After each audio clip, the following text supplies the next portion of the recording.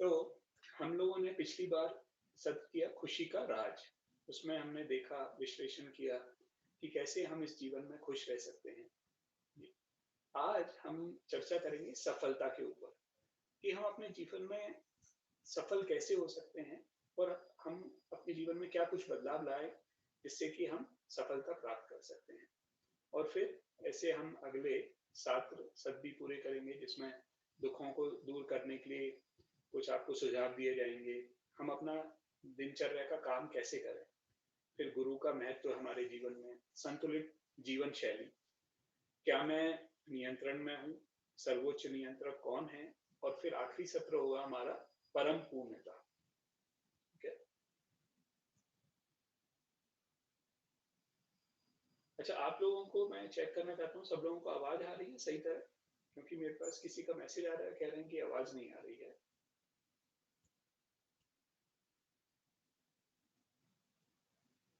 पुष्पिंदर प्रभु जी, और आप लोगों को आवाज आ रही है मेरी? यस प्रभु जी, बिल्कुल प्रॉपर आवाज आ रही है। अच्छा, ठीक, हरे कृष्ण। तो आज हम चर्चा करेंगे सफलता की कुंजी के ऊपर, की टू सक्सेस।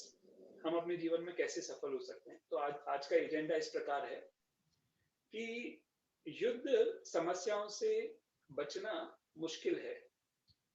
तो हमारे जीवन में समस्याएं आएंगी, तो ऐसा नहीं हो सकता कि हम उन समस्याओं को रोक सकें। आएंगी तो सही, लेकिन हम उनको कैसे उनको हम हैंडल करें, वो इम्पोर्टेंट है। क्या योजनाएं और अनुभव ही सफलता का कारण है पूर्ण तरीके से, या इसके अलावा कुछ और भी है? सफलता की क्या कुंजी है? भगवान कृष्ण का आज परिचय हम आप लोगों को देंगे कि कैसे वो युद्ध भूमि में आते हैं। फिर जुगाड़ या उत्तम समाधान, हम किसी चीज का जुगाड़ करें समस्याओं का, या फिर उनका पूरी तरीके से उत्तम तरीके से समाधान करें। और फिर हर तरीके के, जैसे आज भी हम आपको जीवन के लिए कुछ महत्वपूर्ण युक्तियां बताएंगे। ठीक है। तो आज का पहला जो टॉपिक है वो है समस्याओं से बचना मुश्किल है। समस्याएं हम सब लोगों के जीवन में आती हैं। जैसे अर्जुन के जीवन में ये समस्याएं बहुत सारी आई, पांडवों के जीवन में है। और जब ये भगवत गीता बोली गई तो अर्जुन बिल्कुल परेशान हो गया। उसने देखा कि मेरे को ये अलग अलग लोगों से युद्ध करना है, कैसे करूंगा, ये मेरे रिश्तेदार हैं, भाई बंधु हैं, दोस्त हैं, परिजन हैं, सब राजा इकट्ठे हुए हैं पूरी पृथ्वी के यहाँ पर, और ये सब लोग मर जाएंगे, क्या होगा, कैसे मैं द्रोणाचार्य को, भीष्म पितामह को अपने सामने देखूंगा। तो काफी परेशान हो गए। और जैसे अर्जुन के सामने ये परेशानियां, ये चुनौतियां आई हैं, हम ये देखते हैं कि हमारे सामने भी ये सब चुनौतियां आती रहती हैं। ये चुनौतियां अलग अलग तरीके की। हमारे मन से हमें जो परेशानी हो रही है, शरीर के द्वारा कुछ परेशानी है, कुछ और जनता के द्वारा, कुछ प्रकृति के द्वारा। तो ये परेशानियां जो हैं, ये क्या किसी को हम ये कहेंगे, अगर जो आदमी सफल है उसके जीवन में कोई परेशानी नहीं आई, या वो परेशानी आई लेकिन उसने उन परेशानियों को कैसे हैंडल किया, उसने परेशानियों से कैसे वो उभरा, कैसे उसने परेशानियों का समाधान निकाला। ऐसा नहीं है कि सफल व्यक्ति जो है अपने जीवन में उनको परेशानियां या समस्याएं नहीं आती, लेकिन बात यह है कि उस समस्याओं को, परेशानियों को, उनसे कैसे उभरते हैं। तो हम लोगों को भी ये देखना है कि अर्जुन ने कैसे किया, क्या किया, जैसे कि हम भी भगवत गीता के माध्यम से कुछ सीखें। तो देखते हैं। और कुछ लोग ऐसे भी हैं कभी कभी जो कहते हैं कि मेरे जीवन में तो कुछ समस्या नहीं है, सब चीजें ठीक तरह चल रही है, मेरे पास अच्छी नौकरी है, घर है, मेरे परिवार वाले, दोस्त वगैरह, कोई दिक्कत नहीं है, मेरा सब कुछ ठीक चल रहा है। तो हम लोगों को इन उपदेशों की जरूरत नहीं। तो इसमें भगवान कृष्ण क्या कहते हैं इस बारे में?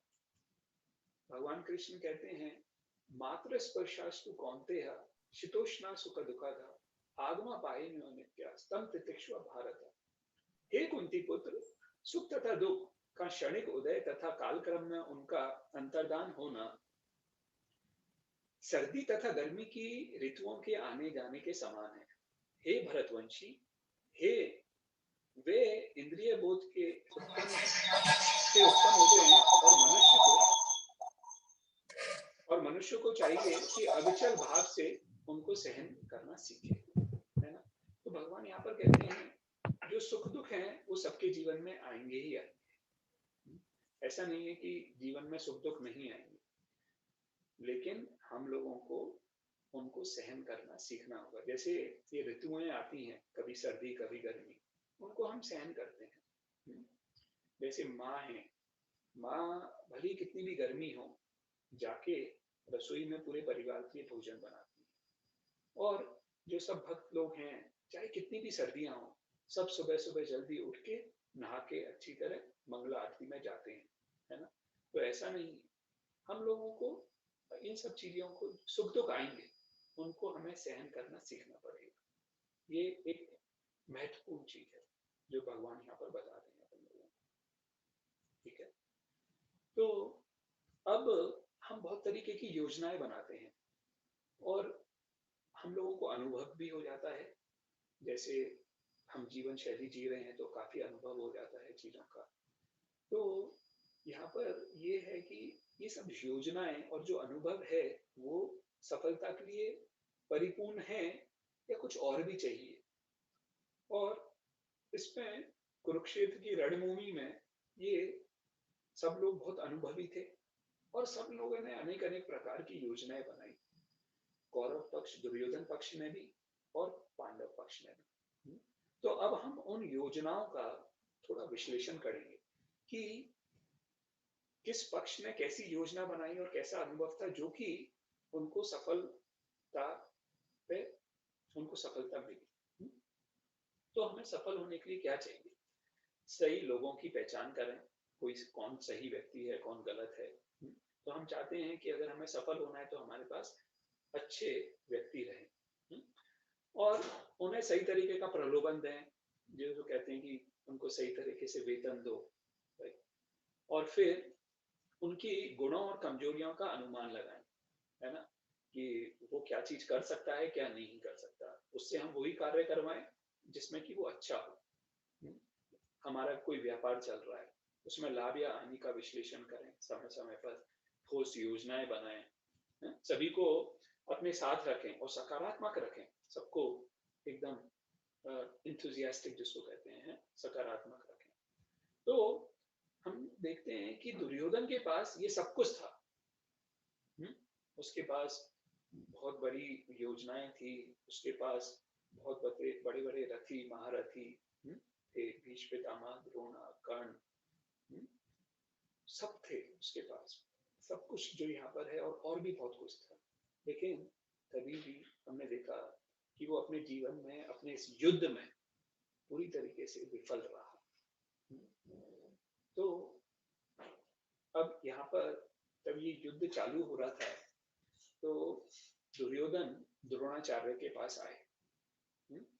द्रोणाचार्य के पास आके ये बोलता है, पश्येतां पांडुपुत्राणाम आचार्यं महतिं शमु व्यूढ़ं द्रुपदपुत्रेण तव शिष्येन धीमता। तो दुर्योधन द्रोणाचार्य से बोल रहा है, हे आचार्य, पांडु पुत्रों की विशाल सेना को देखें जिसे आपके बुद्धिमान शिष्य द्रुपद के पुत्र ने इतने कौशल से व्यवस्थित किया है। तो यहाँ पर ये उनको उकसाने आया है द्रोणाचार्य को।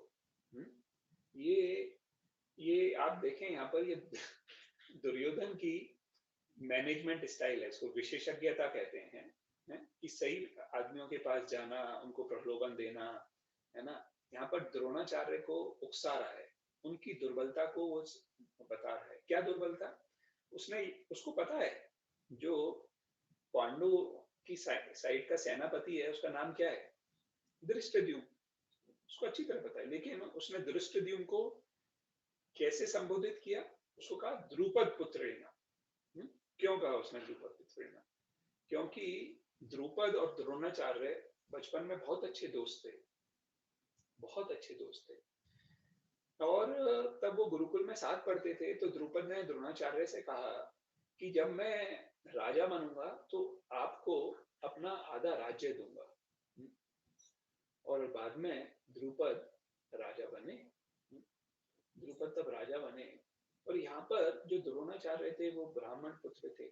वो इतने धनी नहीं थे, बल्कि उन्हें अपना रोजी रोटी चलाने के लिए भी बहुत परिश्रम करना पड़ता था।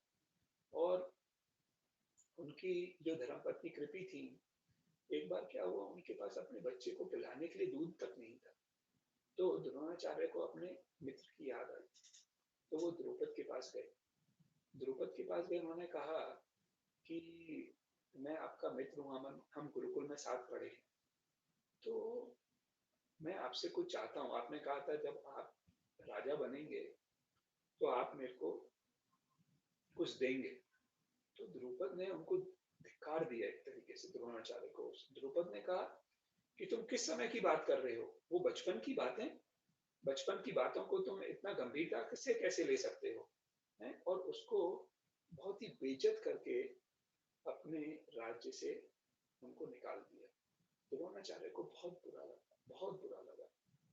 और द्रोणाचार्य ने वहीं ये सोच लिया कि मैं एक समय, एक दिन इसको, द्रुपद को शिक्षा दूंगा। तो जब ये पांडवों की, कौरवों की शिक्षा पूरी हो गई, द्रोणाचार्य के अंडर में उन्होंने जो शिक्षा ली थी वो पूरी हो गई, तो उन्होंने कहा अर्जुन से कि जाओ तुम मेरे को द्रुपद को बंदी बना के लेके आओ। गुरु दक्षिणा में उन्होंने ये मांगा। तो तब पांडु पुत्रों ने द्रुपद को बंदी बना के लेके आए।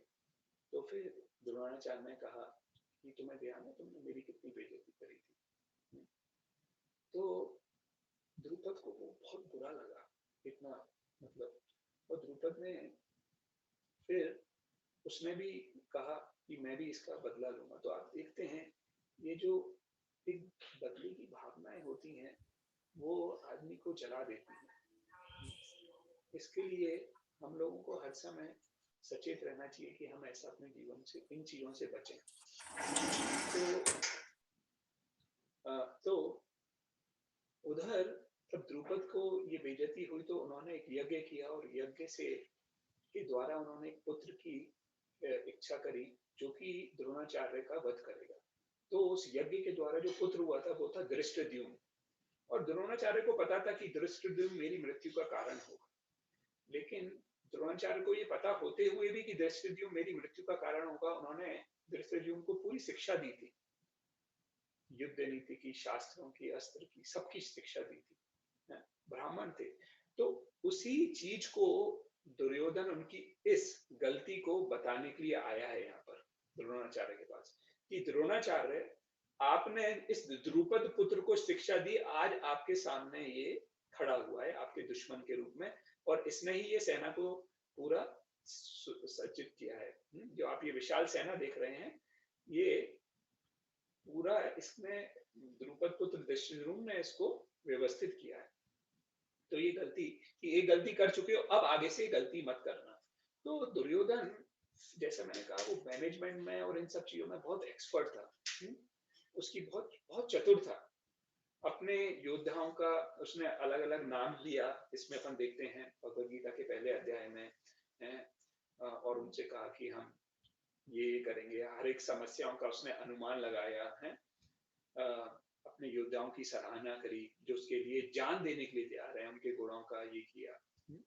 तो बहुत चतुर था दुर्योधन। फिर अब यहाँ पर फिर क्या कहता है दुर्योधन, ये भी श्लोक जो है दुर्योधन ने ही बोला है। अपर्याप्तम तद अस्माकं बलम भीष्म अभिरक्षितम, पर्याप्तम तो इदम एतेषां बलम भीमा अभिरक्षितम।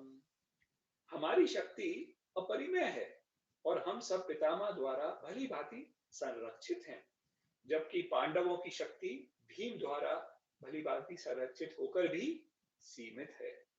तो यहाँ पर उसको भीष्म पितामह की प्रशंसा करी, और उसको ये बहुत ज्यादा आश्वस्त था वो कि जब तक मेरे साथ भीष्म, पितामह और द्रोणाचार्य हैं, जब तक मेरे को कोई हरा नहीं सकता। और दुर्योधन को उनके समर्थन का पूरा भरोसा था। क्यों भरोसा था? क्योंकि जब द्रौपदी का अपमान किया जा रहा था हस्तिनापुर में, हम्म, तो उस समय द्रोणाचार्य, भीष्म पितामह कुछ नहीं बोले थे। तो उसको उस चीज का याद था और उस चीज को लेके उसने ये अनुमान लगाया कि ये लोग सब मेरे का समर्थन करेंगे। ठीक है। तो यहाँ पर हम देखते हैं कि दुर्योधन सबों को उचित महत्व दे रहा था, लेकिन उसने भीष्म को भीम से क्यों कंपेयर किया?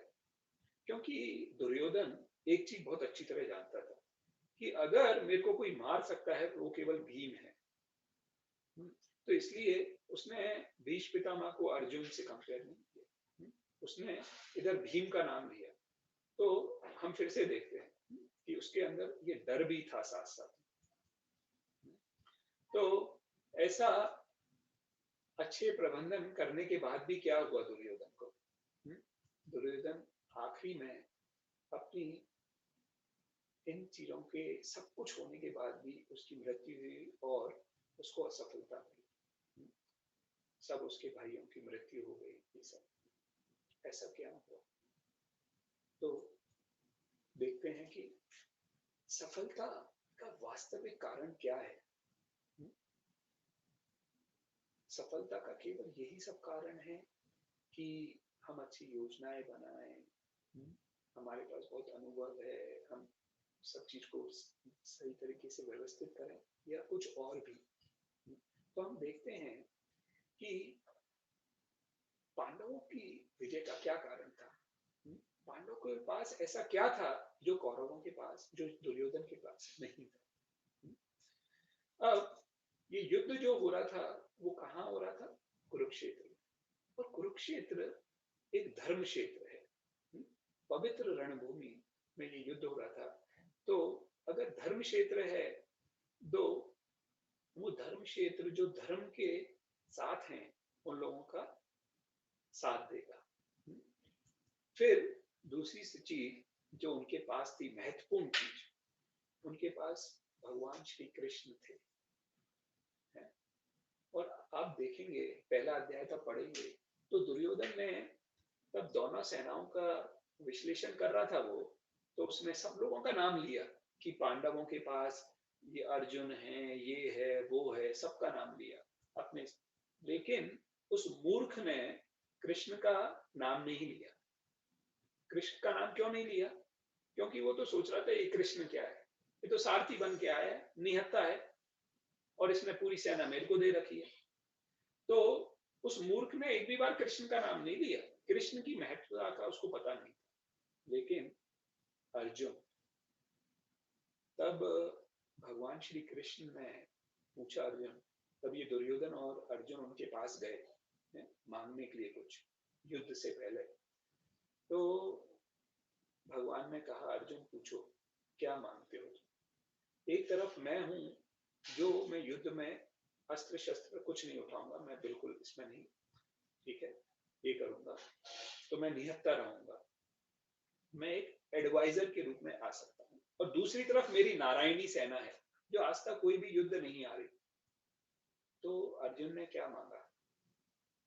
अर्जुन ने कहा, भगवान मेरे को आप चाहिए, मेरे को आपकी उपस्थिति चाहिए।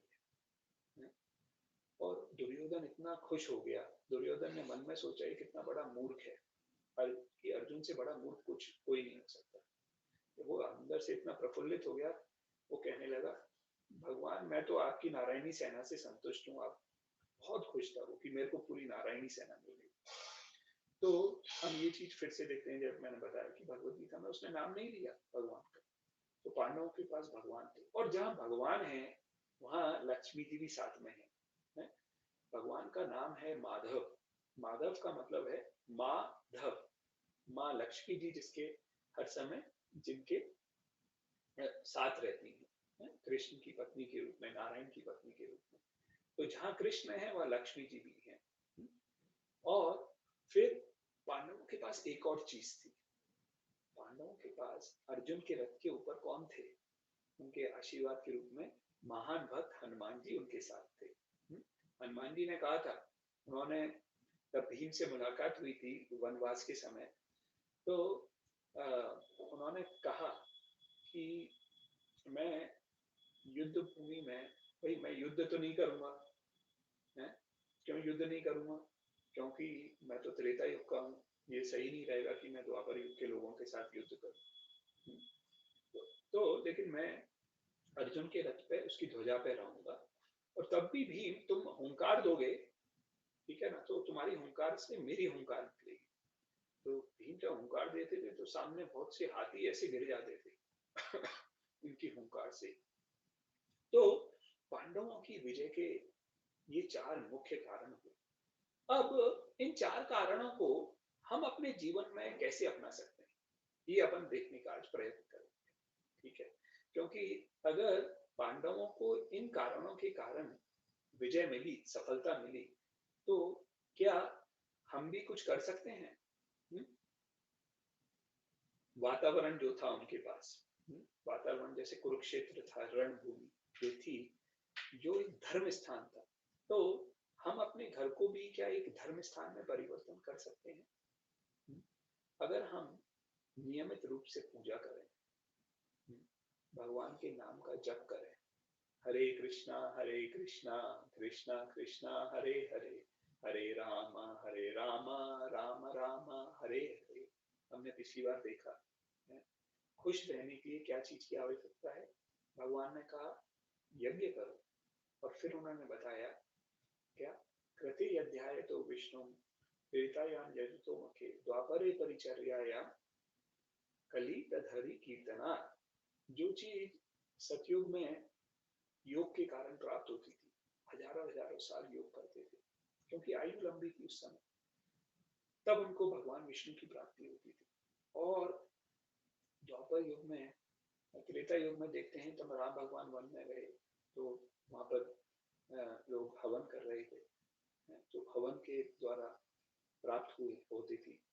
और द्वापर युग में मंदिर में आर्च विग्रह की सेवा करते, तो वो चीजें जो सतयुग में, त्रेता में, द्वापर में इन चीजों के द्वारा भगवान का प्रेम प्राप्त होता था, वही कलयुग में उसका एक बहुत सरल उपाय है। वो उपाय है भगवान के नामों का जप करना। तो अगर हम भगवान के नामों का नियमित रूप से जप करें, तो हम ना कि अपने जीवन में खुश रहेंगे, बल्कि अपने जीवन में सफल भी रहेंगे। और इसके साथ साथ आप अपने घर को साफ सुथरा रखें, है ना? क्योंकि एक अंग्रेजी में कहावत है, cleanliness is near to godliness. तो घर को सफाई रखेंगे तो सब लोग एक अच्छा सकारात्मक वातावरण रहता है, ठीक है? तो हम लोगों को अपने घर में राधा कृष्ण की सेवा करनी चाहिए। अगर आपके पास आर्च विग्रह मूर्ति नहीं है, तो एक फोटो रख के अगरबत्ती जलाएं, दीपक जलाएं, भगवान के नामों का जप करें। आपसे निवेदन है आपकी हरे कृष्ण महामंत्र का मंत्र का जाप करना चालू करें। ये एक पांडवों की सफलता का कारण था कि कुरुक्षेत्र उनके पास था जो धर्म स्थान था, तो हम अपने घर को धर्म स्थान में परिवर्तित करें, और भगवान को कैसे ही अपने घर पे बुलाएं, उनके आर्च विग्रह की स्थापना करके, उनके फोटो रख के, अगरबत्ती ये करके उनकी सेवा चालू करें। भगवान के नाम, कलयुग में भगवान का नाम में सब कुछ है। फिर अब लक्ष्मी जी का क्या करें, है? तो हमने ये देखा कि भगवान नारायण और लक्ष्मी जी की उपस्थिति जरूरी है, क्योंकि पांडवों के पास थी। अब लक्ष्मी जी का आ, हम देखते हैं एक नाम है चंचल, क्योंकि नारायण को कहते हैं चंचल पति। तो चंचल हैं, मतलब कि लक्ष्मी जी कहीं एक जगह टिकती नहीं है। अब लक्ष्मी जी टिकती कहां पर है फिर? लक्ष्मी जी नारायण जहां पर होते हैं वहां हर समय रहती है। जहां माधव हैं वहां हर समय लक्ष्मी जी रहेंगी। तो अगर हम भगवान कृष्ण के नामों का जप करेंगे, भगवान कृष्ण की सेवा करेंगे, तो लक्ष्मी जी वहां पर साथ में रहेंगी। लेकिन अगर हमने लक्ष्मी जी को भोगने की प्रयास किया, हाँ, जैसे कि दुर्योधन और रावण की जो मानसिकता है, उसको हमें उससे बचना चाहिए। रावण क्या करना चाह रहा था? सीता मैया का भोग करना चाह रहा था, है? अच्छा, कुछ लोग अभी भी कह रहे हैं कि आवाज कम सुनाई दे रही है, तो मैं एक बार जानना चाहता हूँ कि आवाज कम है क्या?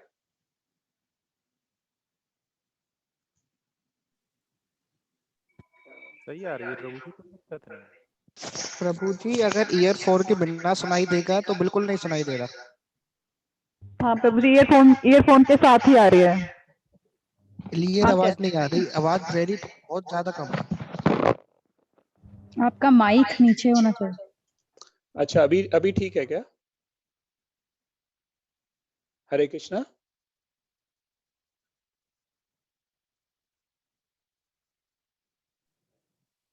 अच्छा, तो प्रभु अभी, अपना आवाज ऊंचा बोलिए। अच्छा ठीक है, अभी अभी थोड़ा बेटर हुआ क्या? ठीक है, ठीक है। अच्छा ठीक है, धन्यवाद। नहीं, ये माइक थोड़ा ऊपर था शायद, इस वजह से। तो हम लोगों को दुर्योधन और रावण प्रवृत्ति से बचना चाहिए। जैसे रावण क्या है, सीता मैया का भोग करना चाह रहा था। ऐसे ही दुर्योधन को नारायण से मतलब नहीं था, नारायणी सेना से मतलब था उसको। हम्म? तो इस प्रवृत्ति से हमें बचना चाहिए। हम लोगों को भगवान कृष्ण की हम सेवा करेंगे, पूजा करेंगे, नारायण की, राम भगवान की, तो हमें अपने आप ही लक्ष्मी जी साथ रहेंगी, तो हमें लक्ष्मी जी अपने आप ही हमारी सफलता का कारण बनेंगी। क्योंकि जो लोग धन के पीछे भागते हैं, उन्हें धन मिले या नहीं मिले, लेकिन जो भगवान हरि कृष्ण की का अनुसरण करते हैं, उनको हर समय जरूरत की चीजें जरूर मिलेंगी। इसके लिए हम आपके साथ एक श्लोक भी आज शेयर करेंगे, जिसमें ये बताते हैं। फिर आखिरी में उनके पास और क्या चीज थी? पांडवों के पास थे भक्त रूप में हनुमान जी थे। तो हमें भी अपने जीवन में अच्छी संगत रखनी चाहिए। अच्छी संगत मतलब निस्वार्थ शुद्ध हृदय वाले भक्तों की संगति हमें सकारात्मक रख सकती है। क्योंकि जो भक्त होता है वो निस्वार्थ होता है, वो शुद्ध हृदय वाले होते हैं। वो आपसे कुछ नहीं चाहते, आप लोगों को कुछ देना चाहते हैं। तो ऐसे शुद्ध हृदय वाले भक्तों का संग हमें करना चाहिए। क्योंकि हम ये देखते हैं कि जैसे लोगों का हम संग करेंगे, हम में वैसी ही गुणवत्ता आएगी। तो हम अच्छे लोगों का संग करेंगे, तो हम लोगों के पास भी अच्छे विचार आएंगे, हमारा भी हृदय शुद्ध होगा। ठीक है ना? तो ऐसा हमने देखा कि अगर जो पांडवों के जो सफलता के कारण थे, कि उनके पास धर्म स्थान था, उनके पास भगवान श्री कृष्ण थे, लक्ष्मी जी थी और हनुमान जी थे भक्त रूप में, से ही हम अपने घर पे भगवत नाम का जप करें, अपने घर को पवित्र बनाएं और भगवान की सेवा करेंगे। वहां पर राधा रानी, लक्ष्मी जी, सीता मैया भी उपस्थित होंगी। तो सब आपको ऐश्वर्य मिलेगा उसके साथ। और फिर हमें भक्तों का संग करना चाहिए। तो अब भगवान यहाँ पर इस बारे में क्या कहते हैं? अनन्यश्चिन्तयन्तो मां ये जना पर्युपासते तेषां नित्यभुक्तानां योगक्षेमं वहाम्यहम्। किंतु जो लोग अनन्य भाव से मेरे दिव्य स्वरूप का ध्यान करते हैं, निरंतर मेरी पूजा करते हैं, उनकी जो आवश्यकताएं होती हैं उन्हें मैं पूरा करता हूं, और जो कुछ उनके पास है उसकी रक्षा करता हूं। अब आप बताइए, आपको उसके अलावा कुछ जीवन में चाहिए? भगवान ने ये कह दिया कि आपको जिस चीज की आवश्यकता होगी मैं उसको पूरा करूंगा, और जो चीज आपके पास है उसको सुरक्षित रखूंगा। इससे बड़ी इससे बड़ा आपको क्या आश्वासन चाहिए? भगवान ये कह रहे हैं, अगर जो मेरा भजन करता है, जो मेरे दिव्य रूप का चिंतन करता है, उसकी जो भी कमी है उसको मैं पूरा करता हूं, है ना? फिर एक और बहुत ही सुंदर श्लोक है भगवत गीता में, और ये भगवत गीता का आखिरी श्लोक है। इसमें जो संजय हैं वो कहते हैं, यत्र योगेश्वर कृष्णा यत्र पार्थ धनुर्धरा तत्र श्री विजयोर्भूतिर ध्रुवा नीतिर्मतिर्ममा।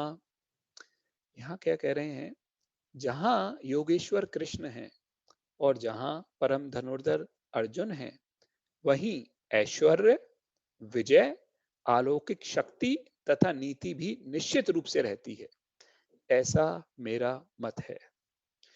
तो अगर कृष्ण आपके साथ हैं, हम्म, और आप कृष्ण के भक्त बन गए, तो आपके पास ये आश्वासन है कि ये चार चीजें आपके पास अपने आप ही स्वाभाविक रूप से आ जाएंगी: ऐश्वर्य, विजय, शक्ति और नीति।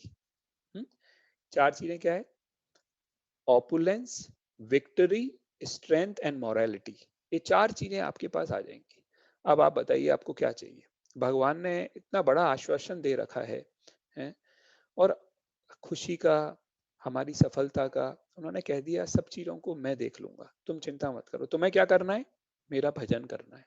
किस रूप में भजन करना है? भगवान के नामों का जप करके। हरे कृष्णा कृष्णा कृष्णा हरे हरे, हरे राम राम राम हरे हरे।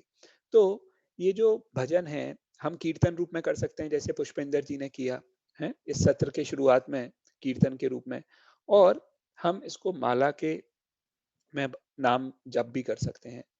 ठीक है, तो इसको किसी भी रूप में हम ले सकते हैं और किसी भी समय। इसके लिए कोई ये नहीं है कि हम सुबह लेना है, दोपहर में, शाम को, और इधर नहीं ले सकते उधर नहीं ले सकते। इस हरि नाम का जो जाप है आप किसी भी अवस्था में, किसी भी स्थान में, किसी भी समय कर सकते हैं। ठीक है, अब हम चर्चा करेंगे भगवान कृष्ण का थोड़ा परिचय देने की। अभी भगवान श्री कृष्ण का जो परिचय हुआ भगवत गीता में, वो किस रूप में हुआ? हम ये देखते हैं बड़े बड़े जो ये सिनेमा में कि जो उसके जो मुख्य ये हीरो होता है, वो इसमें पिक्चरों में कैसे दिखाते हैं, किसी को मारता हुआ, ये करता हुआ, कहीं से उछलता हुआ ऐसे आता है? अब भगवान कृष्ण रणभूमि में किस रूप में आए? लोगों को मारते हुए? कितने लोगों को उन्होंने तीर से मार दिया या सुदर्शन से मार दिया, ऐसे आए क्या? किस रूप में आए भगवान? भगवान आए अर्जुन के सारथी बन के। उन्होंने इतना निम्न अपना वो रखा कि मैं एक सारथी के रूप में आऊंगा। आप सोचिए कि अगर आपसे कह दें, आप एक कंपनी के मालिक हैं या बहुत बड़ी उसमें हैं, और आपसे आपसे कहें आप ड्राइवर वो बन जाओ, या आप माता पिता हैं, या अगर आप स्टूडेंट हैं, तो ड्राइवर आजकल कोई अपने बच्चों को नहीं बनाना चाहता है ना। लेकिन यहाँ पर पूर्ण पुरुषोत्तम भगवान अपने भक्त के क्या बने? सारथी बने, ड्राइवर बन गए वो। और हम देखते हैं कि भगवान कृष्ण भक्त वत्सल हैं, वो अपने भक्तों को बहुत प्रेम करते हैं, बहुत ज्यादा। अब इस चीज की हम चर्चा करेंगे, देखते हैं ये बने, सारथी बने। यहाँ पर हम देख रहे हैं अपना जो उनका मित्र था, उनका उन्होंने आया जब वो द्वारका में, उनका कितने अच्छी तरीके से स्वागत किया है, उनके पद्म प्रक्षालन किए, उनके उनकी जब वो सोए तो उनका पंखा किया उन्होंने, बहुत उन्होंने सेवा करी अपने दोस्त की। अब ये द्रौपदी का जब चीरहरण कर रहे थे, तो द्रौपदी को उस समय किसी ने मदद नहीं करी। वहां पर सब लोग थे, अपन ने देखा, द्रोणाचार्य, भीष्म और सब लोग थे बड़े बड़े, किसी ने मदद नहीं करी। द्रौपदी ने अपनी पूरी शक्ति लगाई, लेकिन उनकी किसने मदद करी? भगवान श्री कृष्ण ने साड़ी का रूप ले लिया। हम देखते हैं ब्रजवासियों के लिए तो हर समय वो एकदम पैर पे खड़े रहते हैं, जैसे कहते हैं, कुछ भी उनको प्रॉब्लम होती है तो एकदम। क्यों ऐसा क्यों करते हैं ब्रजवासियों के लिए? क्योंकि ब्रजवासी हर समय भगवान श्री कृष्ण के लिए सब कुछ करने के लिए तैयार थे। तो हम अगर भगवान के ऐसे भक्त बने जो हम भगवान के लिए सब कुछ करने के लिए तैयार हैं, तो हमारे जो भगवान हैं, जो हमारे माधव हैं, केशव हैं, गिरिराज बाबा हैं, गिरधारी, वो हमारे लिए सब कुछ करने के लिए, और उन्होंने आश्वासन दिया जो मैंने आपको श्लोक दिखाए हैं कि जो भी आपके पास कमी है उसको मैं पूरा करूंगा, है, और जो आपके पास है उसको बचा के रखूंगा, और आपके पास से ये सब चीज आएंगी, ऐश्वर्य आएगा, सफलता आएगी, शक्ति आएगी, है, और नीति आएगी। तो हमारे भक्त भक्त वत्सल हैं, वो अपने भक्तों की सेवा में ही लगे हुए हैं, उनको अपने लिए कुछ वो नहीं चाहिए, वो कह रहे बस तुम मेरा भजन करो। अब हम आज के ये जो आखिरी टॉपिक है, जुगाड़ या उत्तम समाधान। अभी क्या हुआ कि अर्जुन बहुत परेशान हो गए थे। अर्जुन ने तब अपने ये चारों तरफ देखा, वो पूरे डिप्रेशन में चले गए। अर्जुन के पास सफलता के लिए आवश्यक सब कुछ था, है ना, हमने ये देखा, उनके पास सब कुछ था। उनके पास भी, जो दुर्योधन के पास था उनके पास भी था, प्रबंधन कौशल था, अच्छा वातावरण था, कृष्ण की उपस्थिति भी थी, है? लेकिन फिर देखते हैं हम लड़ाई के शुरुआत में क्या हुआ, उनकी क्या अवस्था हुई, पूरा एकदम उलझन में चले गए, वो चिंता में, भ्रम में चले गए। बहुत परेशान हो गए वो बेचारे। क्यों परेशान हो गए? पूरा अपना मानसिक संतुलन उन्होंने खो दिया। तो हम ये देखना चाहते हैं कि जो चीज अर्जुन के साथ हुई वो हमारे साथ भी क्या होती रहती है क्या? हमारे साथ भी ये समस्याएं आती रहती हैं? अब ये भी एक चीज है, कुछ लोग हम लोगों से ये चर्चा करते हैं कि भाई ये जो चीज है ना, भगवत गीता, भागवतम, ये सब कलयुग के लिए प्रैक्टिकल नहीं है, ये कलयुग में काम नहीं आएंगी ये सब चीजें, ये उस समय के लिए ठीक है, द्वापर युग, त्रेता युग, इनके लिए ठीक है, सतयुग के लिए, ये कलयुग में इनसे काम नहीं चलेगा, तो ये गीता आप हमें मत सुनाओ। तो लेकिन हम ये देखते हैं कि जो पूरी भगवत गीता है वो बोली गई किस चीज के लिए? अर्जुन की समस्याओं से, उसकी जो डिप्रेशन, जो उसका मानसिक उसका संतुलन खो दिया था, उसको उससे वापस लाने में। और हम आज देखें, जैसे मैं एक डॉक्टर हूँ, हमारे पास जो मरीज आते हैं, डायबिटीज के मरीज हैं, ब्लड प्रेशर के मरीज हैं। अब ये डायबिटीज, ब्लड प्रेशर का जो मुख्य कारण आपको बता दें वो क्या है? वो तनाव, चिंता, ये एक मुख्य कारण है जिससे इस सब लोग अपना परेशान रहते हैं। और आप देखें अधिकांश जो शारीरिक व्याधियां हैं उनका मूल कारण मन की समस्या है। मन विचलित रहता है, परेशानी में रहता है हर समय। और आप ये देखें, इसी वजह से अभी एक ये योगा दिवस चालू हुआ है। तो ये क्यों चालू हुआ है? ये चीज केवल कुरुक्षेत्र पे के लिए नहीं थी। गीता में भगवान ने, अगर लोग कहते हैं कि युद्ध करवाने के लिए गीता बोली, तो युद्ध के बारे में तो केवल, युद्ध जो शब्द है वो केवल 10-15 बार आया होगा, 700 श्लोक हैं? तो युद्ध के लिए नहीं बोली गीता, गीता बोली है अपन लोगों के लिए, जैसे आपको पिछली बार बताया था, है? आदि शंकराचार्य जी ने बताया है कि जो ये गीता है वो वेदों का सार है, जो कि ग्वाले कृष्ण अपने बछड़े अर्जुन के माध्यम से हम लोगों के लिए दूध रूप में निकाल रहे हैं। ठीक है, तो ये समझना हमें बहुत जरूरी है। जैसे ये जो योगा दिवस चालू हुआ है, ये इसलिए चालू हुआ है, लोग योग के कारण अपने मन को शांत करना चाहते हैं। तो ये बहुत अभी भी इसकी उतना ही प्रैक्टिकल है ये चीजें, जितनी उस समय अर्जुन के लिए थी। ठीक है ना? तो वर्तमान स्थिति के लिए भी ये गीता की उतनी ही योग्यता, उतनी का महत्व है। ठीक है, तो अर्जुन ने अभी क्या किया था? अर्जुन ने तब ये देखा कि उसके भाई बंधु सब चारों तरफ दोस्त वगैरह हैं, तो अर्जुन ने भगवान कृष्ण को ये 4-5 मुख्य कारण दिए कि मैं अब ये युद्ध इन कारणों की वजह से नहीं करूंगा। तो अपन उन कारणों को देखते हैं, क्या क्या कारण दिए और वो कारण कितने सही थे। तो यहाँ पर अर्जुन बोलते हैं, दृष्ट्वेवं स्वजनं कृष्ण युयुत्सुं समुपस्थितं सिद्धन्ति मम गात्राणि मुखं च परिशुष्यति। अर्जुन ने कहा, हे कृष्ण, इस प्रकार युद्ध की इच्छा रखने वाले मित्रों तथा संबंधियों को अपने समक्ष उपस्थित देखकर मेरे शरीर के अंग कांप रहे हैं और मेरा मुंह सूखा जा रहा है। अभी आप ये बताइए, अगर अर्जुन की ये स्थिति है तो इसमें कोई प्रॉब्लम है क्या? है?